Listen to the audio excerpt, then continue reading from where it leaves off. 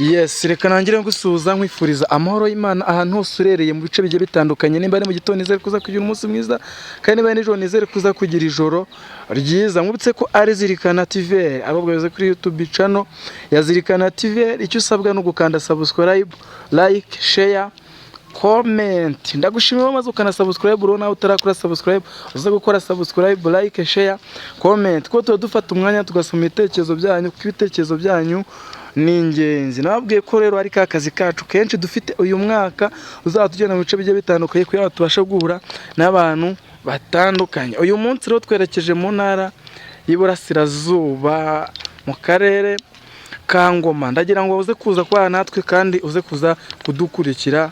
Murakoze cyane. Nkuko nabibabwiye rero mu bakunzi bazirikana studio, mwayibonye kuri kamera zacu. Nkuko nabibabwiye nerekeje mu karere ka Ngoma mu ntara y'Iburasirazuba, ahantu henshi mukunze kubumva babantu bagendera ku gataro. Duhuye n'umuntu w'umusaza wiyambariye ukuntu navuga ngo sinzi nimba ari gakondo, ariko turi buze kuganira nawe, ari buze kutuganiriza kuri byinshi. Tutangire tumuha ikaze. Muraho neza?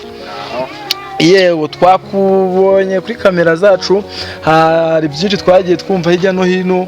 Mu by'ukuri ngo ahangaha Ingoma hari umuntu umwe udasanzwe. Turagira ngo mbere na mbere ubanze wibwire abantu badukurikiye muri aka kanya. Urakoze. Mazina yanjye nitwa Hagirezo Hussein. Nkaba nyine aho musanze ari wanjye. Abandi umupfumu uzwi n'abantu benshi.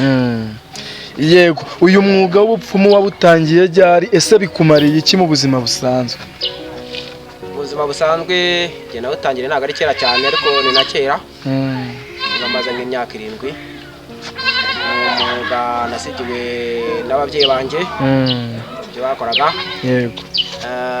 Ubwo rero muri make ya mbega ni ibintu nzi cyane, nganwa n'abantu benshi Tanzania, mu Burundi, ahantu hose njyayo. Yego, iyo wabajije wenda nk'iwanyu wumva ko byaturutse byatangiye gute? Ibi ngibi ngira ngo nawe uri mukuru urabyumva, biva mu masano, bituruka mu miryango. Yego. Rero nanjye nukora byisanzwe, ariko nkaba numva ko byavuye mu miryango yacu, kandi dukora mu bikunze umuganje. Yego, uyu urebye wenda bishobora nko kukumarira iki? Bishobora nko kumarira iki sosiyete nyarwanda? Ko hari abantu benshi wenda babitinya. Ese imiti mukoresha muyikura? Ese umuntu ushobora kumuvura agakira, cyangwa ni ugupfundikanya, ni ugupapira? Ntabwo ari gupapira. Iyo urebye ni ibintu biva mu miryango. Burya imiti yose ni imiti, dukoresha ibimera, dukoresha ibintu byaremwe n'Imana. Bituruka rero ku myizerere cyangwa ku byo baba baraguhaye nk'impano. Nibyo bituma uvura. Yego, ese namwe wenda mushobora kuba mwizera nk'Imana yo muri kuvura? Iyo muvura mwize mwe abakiriya banyu mubizeza ko iryangombe ari ubakiza, cyase namwe mufite uburyo mwizeramo Imana? Ko uje kutubwira twumvishemo ijambo Imana. Imana ndayizera, kandi gukunda abantu ntabwo ari kwanga Imana, kuko na kera byahozeho. Imana nyizera nk'uko abandi bayizera, ndanasenga rwose, ni umukirisitu, ni umunyagatolika, ndasenga cyane.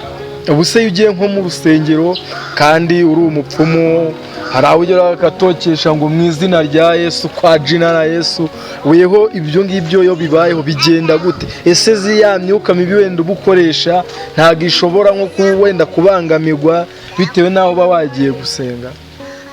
Urakoze kumbaza icyo kibazo, numva ari cyiza. Nanone hari ikintu uvuze byo gutokesha n'iki, ubundi kuvura no kujya gusenga biratandukanye. Iyo turi wanjye tuba tugomba gukoresha ya miti nyine nakubwiye.